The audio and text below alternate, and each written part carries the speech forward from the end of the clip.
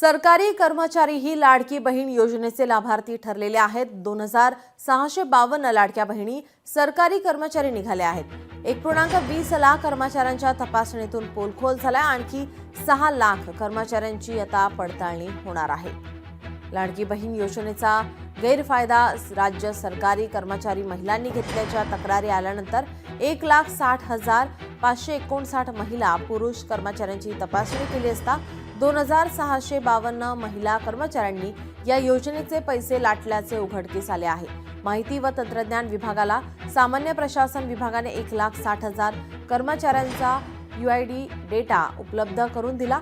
सेवार्थ प्रणालीवर या कर्मचाऱ्यांची नावे नोंदवली होती। त्यापैकी किती महिलांनी लाडकी बहीण योजनेचा लाभ घेतला हे तपासण्यासाठी मोहीम हाती घेण्यात आली होती।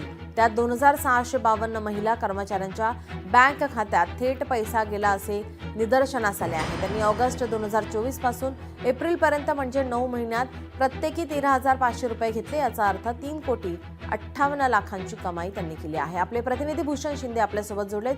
भूषण, काय अधिकची माहिती?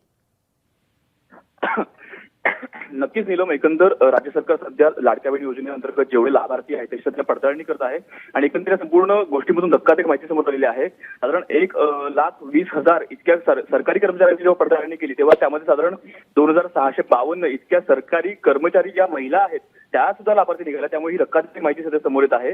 त्यातून अजूनही 6 लाख इतक्या महिला कर्मचारी ज्या आहेत सरकारी कर्मचारी त्या त्यांची अजून पडताळणी बाकी आहे। त्यामुळे हा आकडा अजून सुद्धा वाढू शकतो। त्यामुळे ही संपूर्ण माहिती सध्या येत आहे। त्यामुळे धक्कादायक माहिती समोर आल्यानंतर सध्या विरोधक सुद्धा यावरती आक्रमक भूमिका घेऊ शकतात। येत्या काळामध्ये या संपूर्ण प्रश्नावरती सध्या काय मंथन होतं किंवा काय चर्चा होते पाहणं अत्यंत महत्त्वाचं असणार आहे। मात्र सध्या तरी सरकारी कर्मचारी ज्यांना विविध भत्ते सरकारकडून मिळतात त्या सर्व महिला सुद्धा याचे जर लाभार्थी असतील तर नेमक्या ज्या गरजू महिला आहेत त्यांना ही मदत पोहोचते का असा सध्या सवाल निर्माण होत आहे।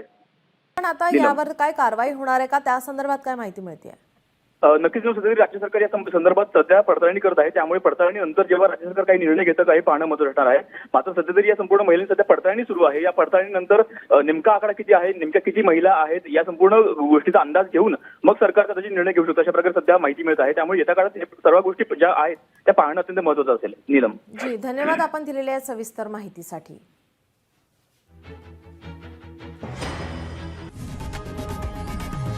लोकशाही मराठी ऐका, पहा, जागरूक रहा।